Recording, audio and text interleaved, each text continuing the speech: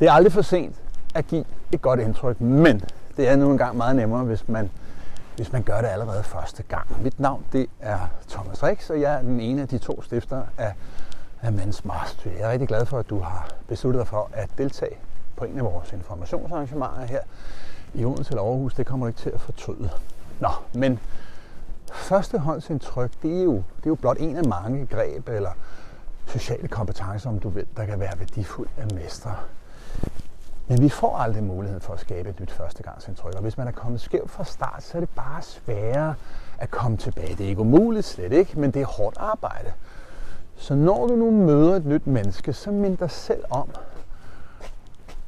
du bliver vurderet, og du bliver bedømt allerede inden for de første 3, 5, 7 sekunder, siger man. Så spørg dig selv, udstråler jeg styrke, udstråler jeg selvtillid, udstråler jeg klarhed og retning, eller virker jeg usikker, virker jeg nervøs, virker jeg måske lidt famlende, udstråler jeg varme, udstråler jeg imødekommenhed, venlighed, eller virker jeg reserveret, kold eller uinteresseret. Det er jo virkelig, virkelig ærgerligt at blive fejlvurderet. Altså hvis man selv går rundt og føler sig varm og selvsikker, men at andre bliver vurderet som reserveret eller usikker, det er jo virkelig, virkelig ærgerligt. Så inden du går ind til et møde, eller tager på date, eller går til et netværksarrangement, eller hvad det nu er, så husk altid at spørge dig selv, hvordan vil jeg gerne vurderes i dag?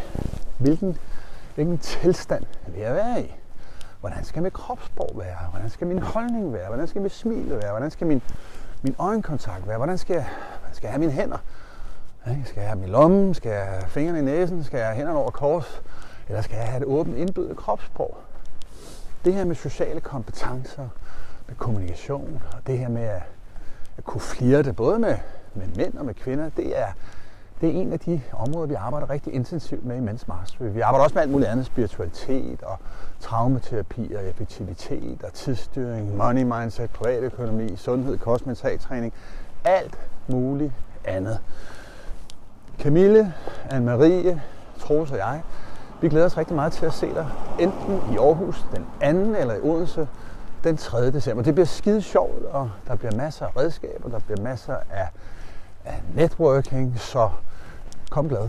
Vi glæder os til at se dig.